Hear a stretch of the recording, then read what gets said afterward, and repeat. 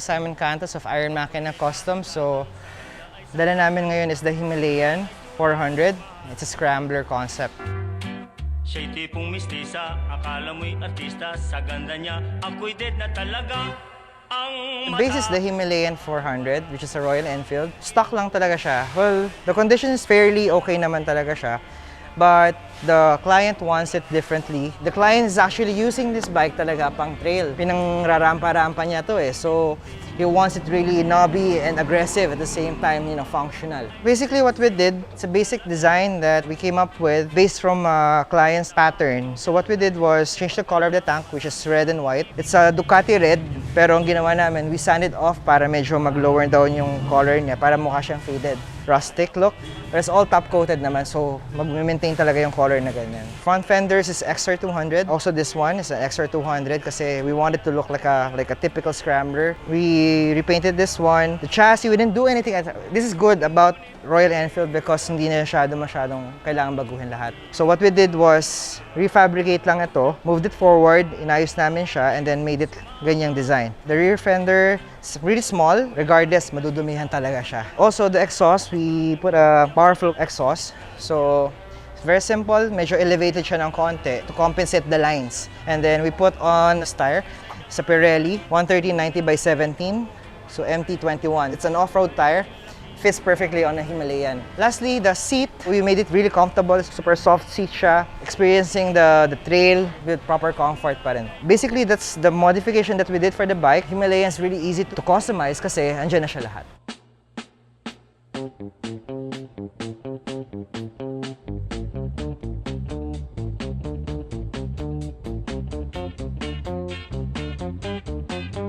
Hi, I'm Bill from Brixton. This is our Mamba, an RE650 built into something mean. We wanted to do something as like a tribute to Kobe, hence the Mamba name. Everything just kind of came together because of the design philosophy of gracious and gorgeous and also bad and beefy. So let's start from the front. We came down from both 18s in the front and rear. We went down to a 17 so we can fit a bigger tire profile. These are actually cruiser tires. They're Pirelli Root. We have this Brixton made front fender, and then the nice headlight in Thailand, much cleaner, much flatter in the front. Moto Gadget, signal lights, both sides. We CNC'd and you triple clamp.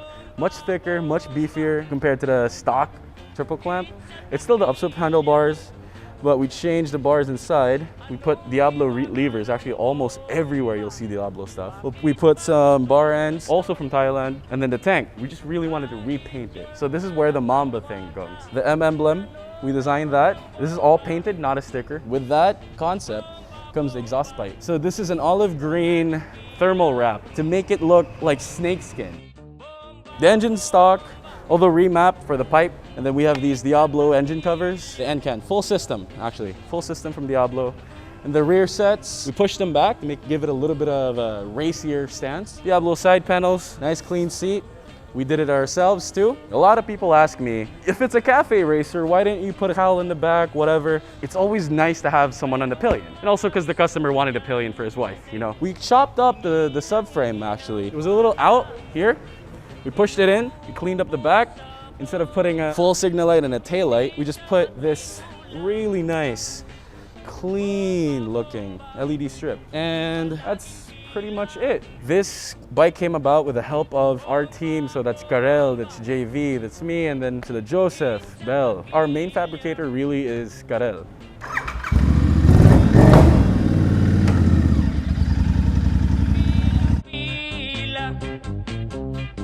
Ako si Ash Mandian, and this is the Crazy Motherfucker X. The base bike is a 2018 Royal Enfield Himalayan adventure bike, 415cc. That's converted into a bobber.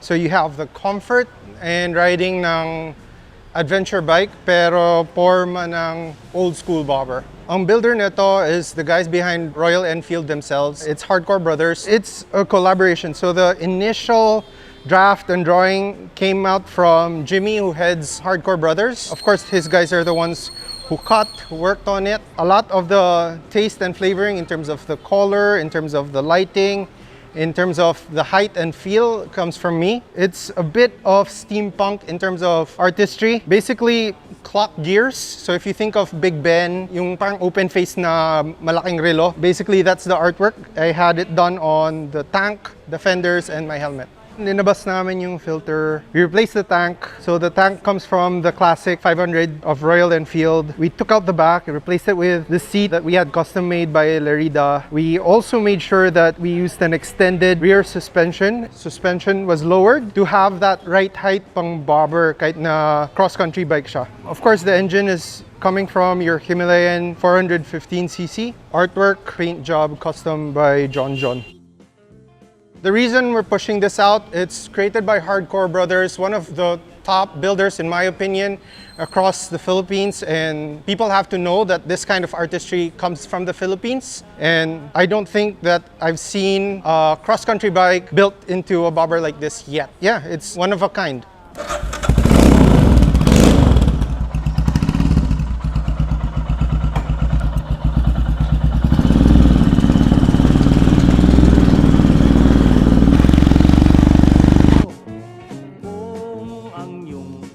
Hi mga fans ni Zach and Makina. My name is Ash Mandian. This is a Royal Enfield Interceptor 650. So the base bike is the Royal Enfield 650. It's quite sleek. It's a very nicely set up like base bike. It's a twin-cylinder vertical 650cc engine. Brings you back to more of the 60s, 70s, modernizing that cafe spirit.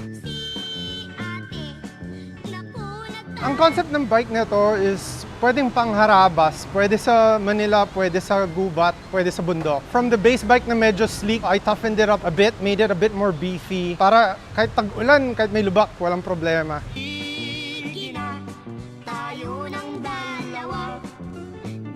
The modifications on this bike is quite simple. Just little add-ons from Royal Enfield like the side mirrors. Biggest changes would be the wheel set, reduce the rim size, but gave it wider and beefier chunks so that it could have better traction. Then I changed the exhaust pipe, changed the seating, and added an extended fender and changed a bit of the lights. Very simple. And then of course finished it up with a great paint job that brings out both orange and flakes, and if you have it in the right light, there's a bit of red. The helmet, that's a Bell Bullet. So this was originally in white. I just matched the color with the tank.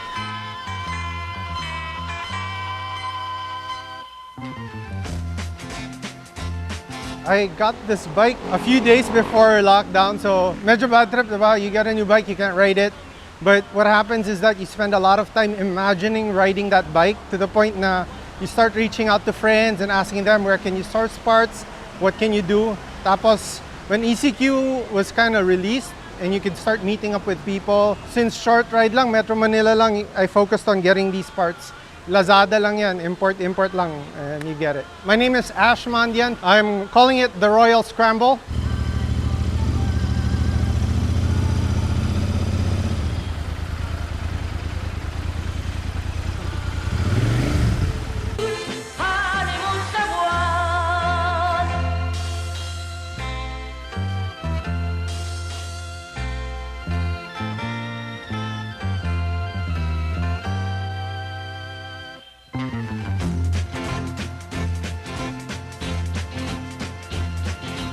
Maaring araw ay sasapit sa buwan magbakasyon.